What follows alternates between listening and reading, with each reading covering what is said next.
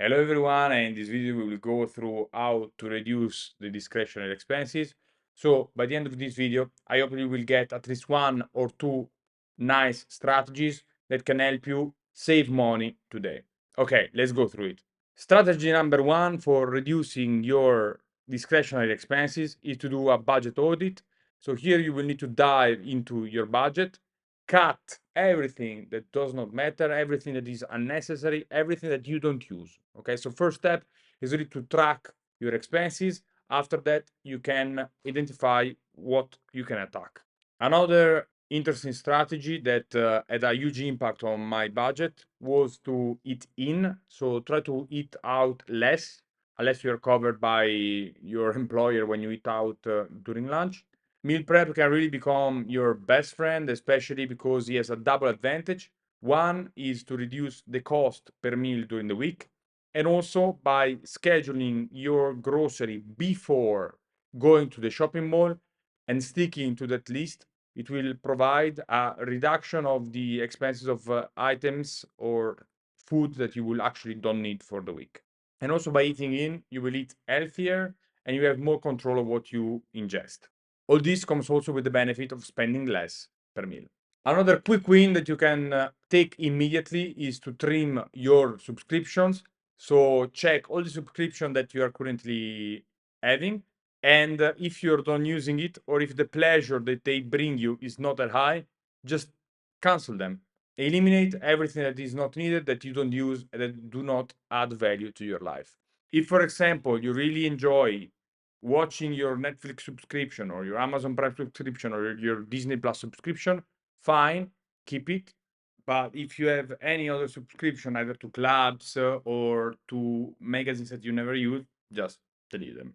Another great strategy that can help you save a lot of money, at least I know that it is for me, was to implement a 48-hour control rule. So every time you want to purchase something that you don't really need but you would like to purchase, wait 48 hours to see if you're still thinking about purchasing it. If after 48 hours you don't feel anymore the need to buy it, this rule already saved you that amount of money.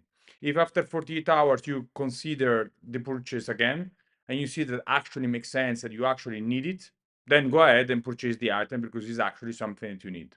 Also, another nice strategies that you can use, especially if you like to hunt for bargain, is to use a coupon or sales discount for all the items that you're purchasing online. There are various sites that provide coupons for the various e-commerce platforms. And also, you might see if your favorite shop is doing a periodical discount. Maybe you could wait that periodical discount before purchasing the item that you want. Another valuable strategy is to become a more savvy consumer of energy.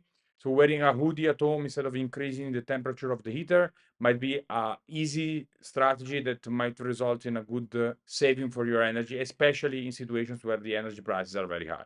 In terms of entertainment, you can opt for free entertainment like public fairs or local events that are open to the local population, so you can have fun without spending an exorbitant amount of money. In terms of traveling, also, there are some nice strategies that you can follow. Of course, not traveling on peak season, on peak locations, especially if you are younger and more dynamic. You can opt for less traveled location, which can give you an incredible sense of adventure. It's something that I started doing and it really delivered me the best emotions that I remember so far in traveling. So I would suggest you to follow the same strategy if you're open to it. Another nice strategy could be in terms of gifting. So you can, instead of purchasing a very expensive item for a gift, you can try to personalize it and spending more time to create the gift that you want to give to the receiver of such gift. And usually, the more personalized and hand-on this gift is, the more is well perceived. It takes more time, it takes more thinking, but the end result is better, both for the person receiving the gift and for your wallet. Another key strategy is to negotiate everything that is negotiable. You can just call all your service providers and you will be amazed on how easy it is to negotiate a lower rate just by threatening to go to a different provider. So try it out. Let me know in the comments if it worked. Okay. Another nice strategy that combines also some sort of personal development side is the do-it-yourself everything. Because with all the resources that you have now with YouTube, school, Instagram, you really have access to all the learnings and videos and material that you need to really become an expert in the DIY space. That could go from repairs to gifts, to amend your clothes, to actually create your own clothes. The level at which you want to apply this DIY, of course, depends on you, depends on your income, but it's definitely something that is worth discussing.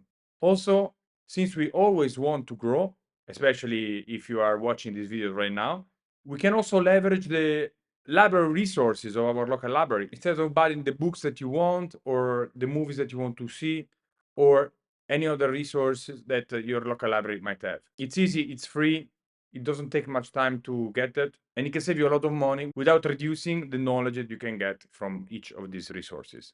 Also, you can organize swaps, so by changing one object for another with the local community. And also, when you need to do big purchases, especially in your house, try to see on Facebook Marketplace or other second-hand shops if there are furnitures at very low price. In my personal experience, I've saved more than 5,000 euro just by going second-hand and buying even high-quality second-hand furniture. So I would suggest you to do the same, and you will be impressed by what you can find for a low price on the specialized platforms. And finally, the last strategy to take control of your discretionary expenses is really to review regularly your budget so that you remain on top of your game. So to conclude, number one, we need to start tracking our expenses. Number two, we need to identify the category that is the highest contributor to the expenses. Number three, you can take one of these strategies and apply it immediately. And number four, you can go in the description below. There is a link to my free community if you want to have more resources about saving and investing. And with that, that's all, and we'll see each other in the next video. Cheers.